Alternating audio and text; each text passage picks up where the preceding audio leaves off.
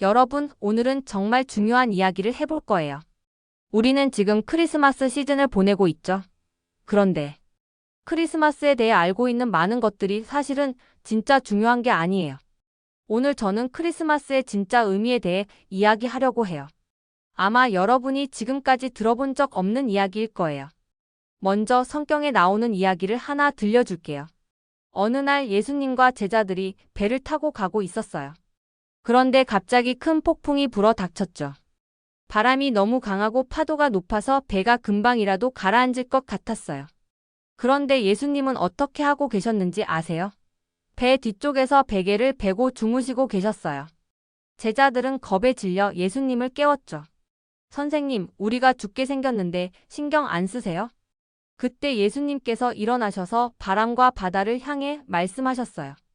잠잠하라, 고요하라. 그러자 폭풍이 멈추고 바다가 잔잔해졌어요. 놀랍지 않나요? 많은 사람들이 이 이야기를 들으면 예수님의 능력에 대해 이야기해요. 하지만 이 이야기는 단순히 자연을 다스리는 예수님의 힘에 대한 것이 아니에요. 더 깊은 의미가 있어요. 이제 또 다른 이야기를 들어볼까요? 요나라는 사람이 있었어요. 그는 하나님께 불순종했어요. 그래서 하나님께서 큰 폭풍을 바다에 내리셨어요. 배에 있던 사람들은 배가 부서질까 두려워했죠.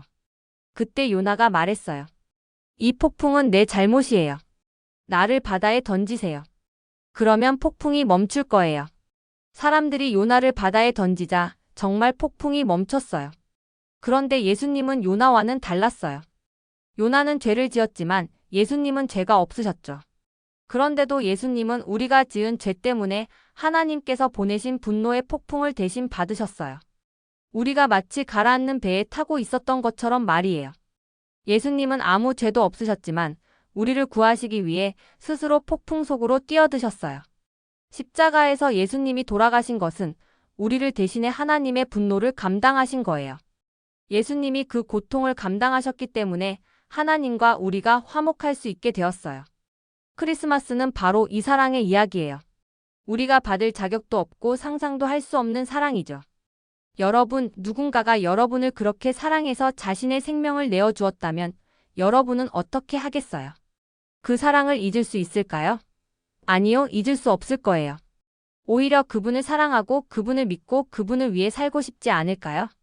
크리스마스는 단순히 아기 예수님이 태어난 날이 아니에요. 우리를 구하기 위해 오신 하나님, 그리고 우리가 구원받도록 자신의 생명을 내어주신 사랑의 이야기예요. 그 예수님을 마음에 새기며 이 크리스마스를 보내세요. 그리고 그분의 사랑 안에서 기뻐하세요. 여러분, 예수님은 여러분을 정말 깊이 사랑하십니다. 그것을 꼭 기억하세요. 하나님께서 여러분을 축복하시길 바랍니다.